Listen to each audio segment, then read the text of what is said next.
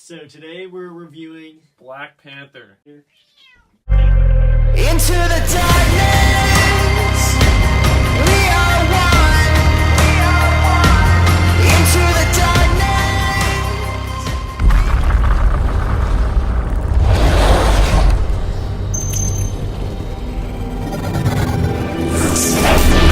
So Black Panther is basically about Black Panther, T'Challa, basically becoming a king. Basically starts out, like, obviously the backstory starts it out, but then it's more of like it takes place after the events of Civil War. He goes back to Wakanda and basically just how he becomes king and then gets overthrown basically, and then how he takes it back and all the different tribes there.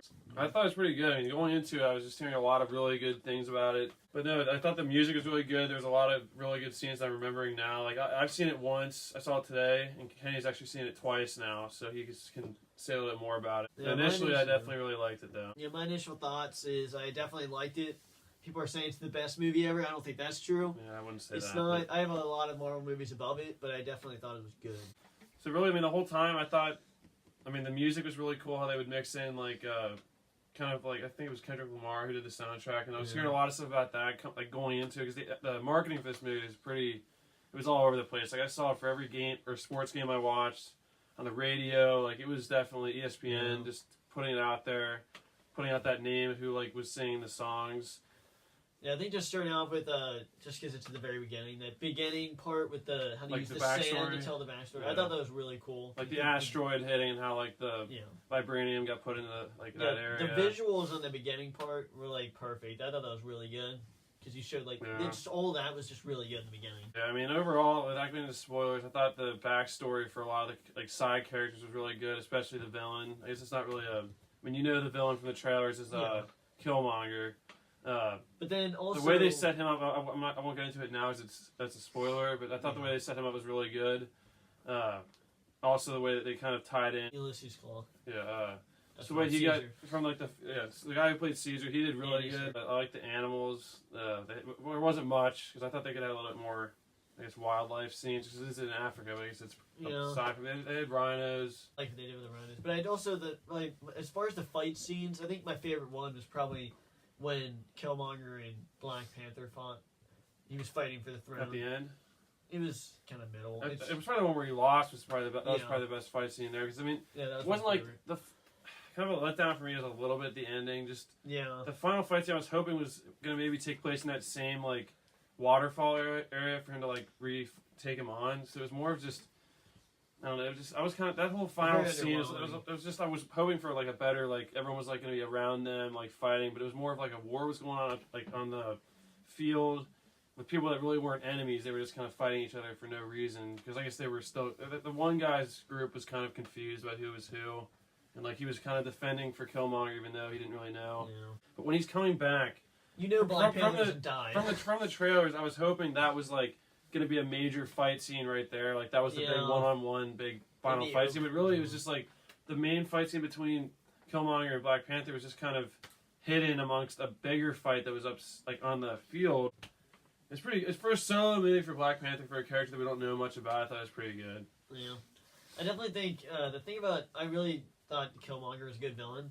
But the fact that Ulysses Claw as Andy Serkis as Ulysses Claw, I thought he was like really good at his role. It's disappointing that he didn't have a bigger role in the movie. And I was hoping more of a bigger role in the universe too, just because he's kind of he was in Age of Ultron that we talked about in that review. Which they did. I just think I liked Killmonger, and I thought he was really good because obviously the fight scene with him and Black Panther is my favorite fight scene. But I just thought you could have the whole movie just with the Ulysses Claw. Honestly, just with the way like he joked around and stuff, I just thought it really worked. And then the fact that he was Caesar, it's like he was the guy behind like a CGI thing is pretty crazy. Yeah, he should definitely get nominated for some kind of award. It's a shame he didn't win anything with Caesar in any of the three movies because I'm not sure. I think he even did the thing in Lord of the Rings. Yeah, he did Smeagol. He did one of the trolls, and then he did Snoke. Yeah, he did Snoke too. It's crazy how, but he could I really hope he gets another role like he did in this movie. He's hopefully maybe they'll use him down the road. What do you think about you think the trailer showed too much, or? I think I think every movie shows too much now. But I just thought they really were focusing on it. Was from the first trailer they had. They showed the cool shots of Black Panther on the car. Yeah. So really, just like, I mean, they do have to show something. So they chose something that wasn't like the climax of the movie, at least. That's my biggest complaint is if a movie shows the climax scenes like a lot in their trailers, which most movies do a good job of hiding that for the most part. But just the way that whole scene, there was just.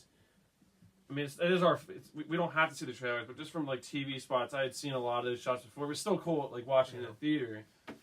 But yeah, I just think some of the fight scenes, like, I mean, obviously, I just think the fight scenes when comparing them, like Batman versus Bane, that's where that fight in the middle almost led up to that. But just watching the Batman versus Bane, I think they did a little bit better, just because in that moment. And I was younger, but I just think there's a one-on-one fight, and there's a lot of different ways to film action. You can just... Similar to that, when Bane was fighting Batman, that was in the middle of a bunch of other fighters, but that was like going on amongst that fight. Yeah, it was very the fact that it was kept cutting back from Black Panther and Killmonger in this like monorail thing where like their powers are going on and off, like inside there, it would have been nice to see that whole.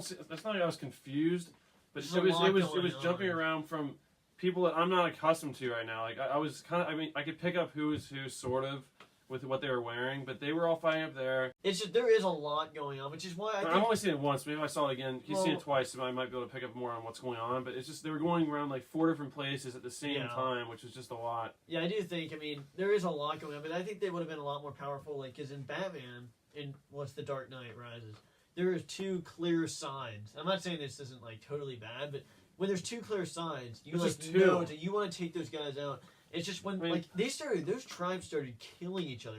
I do feel like they could have taken out the aspect of the guy trying to shoot Martin Freeman's character, and then they could have taken out that. I just don't think they needed to like blow that whole thing up. Like I thought the best fight scenes were like those ones on that enclosed like waterfall area. Like, it didn't have to be a giant field. Think about when they go to like the suits. I like the suits with talking to the spirits.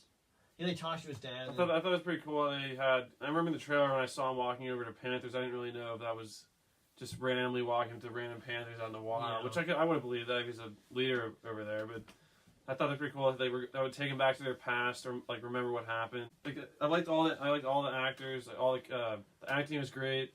There's just a lot of characters, and it was just a lot of side characters. I just felt. I mean, I could tell by their faces, but there was just at points where I was just kind of like, who's who. I think one more positive was that scene where they go to that casino, I guess, in South Korea. I thought it was pretty cool. The way they had the music going and like different entourages coming in. What's going on in there? And yeah, I definitely did like how Ulysses Claw as a boss walk up to the place there. I just think he was a really good villain. But still, I'm not trying to say that Killmonger wasn't a good villain because I thought he was really good. But there was 2 great villains in one movie. That's why I just think it's crazy that you could have 2 villains that are better than a lot of other villains. I think this is kind of similar to kind of like the Joker and Suicide Squad. All the people that liked him, it's just they liked him because it left them wanting more because they didn't show enough of him, and that's kind of like this. You didn't see him a lot, so you think in the small scenes that they were in, they were really good. Even though Killmonger's in this a lot more than Joker was in Suicide Squad. So basically, before I guess that wraps up the non-spoiler section. So for our final scores for this, I would give this it's not like a group movie where like I would give it I liked it that much. It was a good solo movie for a character I didn't know much about. It introduced me to different characters I didn't really know about yet. So I give this a solid 8.5 out of 10. Alright, so I would have to give it a solid 9 out of 10 because... That's still pretty good. No, yeah, that's pretty good. I just thought...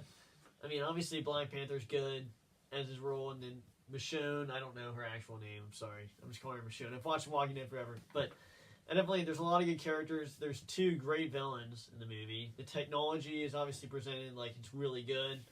Just basically all the characters. Oh yeah, and the relationship between Black Panther and his sister. I just thought the relationships were very believable in the movie. That was our non-spoiler review of Black Panther. And if we spoiled anything in that, we're sorry. We'll try to cut out everything that we spoiled and actually talk about the spoilers in the actual spoiler reviews. So. Which will be coming next. So we'll see you guys in the spoiler review. Bye.